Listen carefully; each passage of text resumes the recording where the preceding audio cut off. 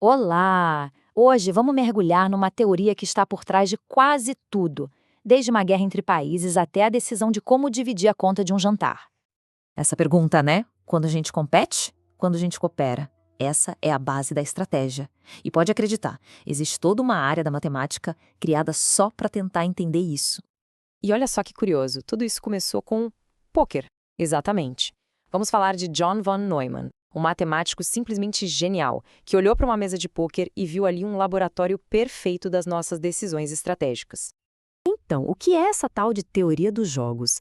É basicamente o estudo matemático de como tomamos decisões quando o nosso resultado depende diretamente da decisão dos outros.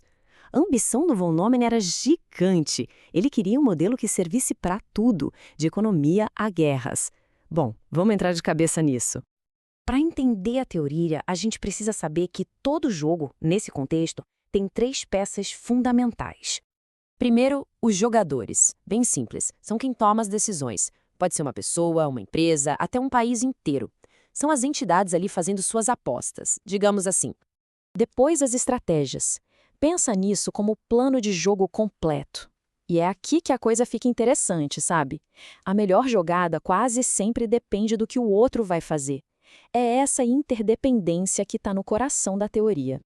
E por fim, as recompensas, ou payoffs, como se diz no original. É o prêmio, o resultado final. Pode ser dinheiro, poder, o que for.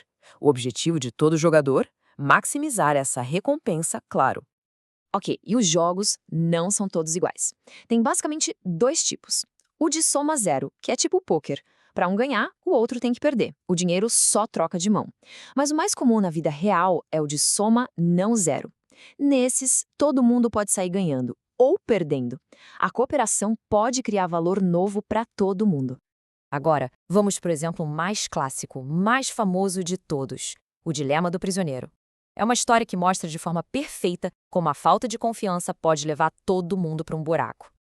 Imagina a cena. Rick e Ted, parceiros de crime, presos por um assalto. A polícia é esperta, separa os dois. Para cada um, oferecem um acordo. O detalhe crucial? Eles não podem conversar entre si. A incerteza é total. Essa tabela aqui, essa matriz, mostra todas as possibilidades. É como se fosse um mapa do jogo. Vamos seguir a lógica de um dos prisioneiros para ver onde isso vai dar. Pensa como o Ted. Ok, vamos lá. Se o Rick me dedurar, o melhor que eu posso fazer é dedurar também. Pego 10 anos em vez de 20. Agora, e se o Rick ficar calado?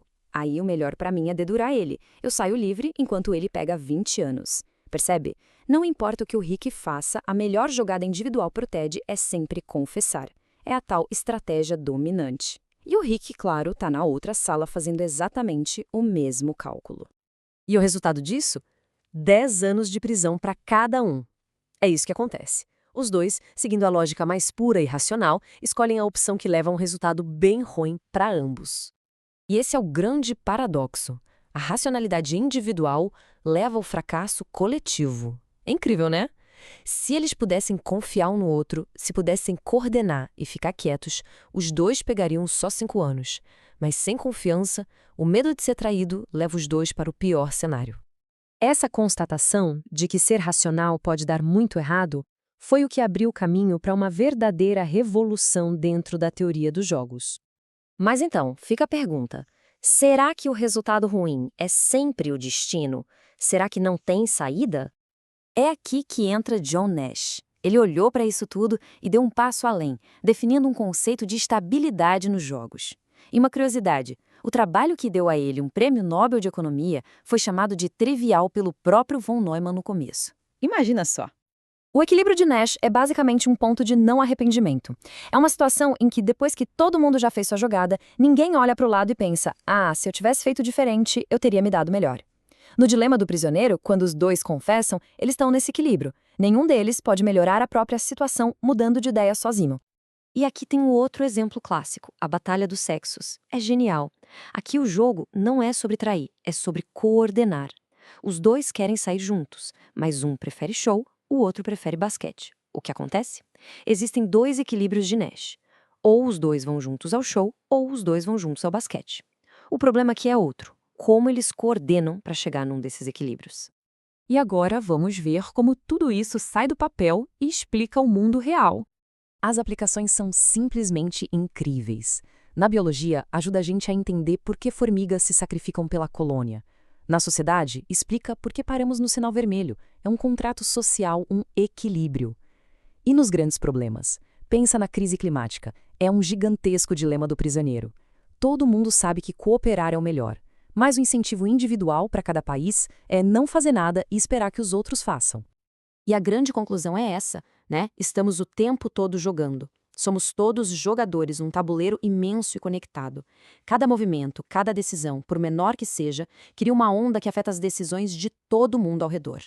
Por isso que, no fim das contas, a teoria dos jogos não é um manual de como vencer.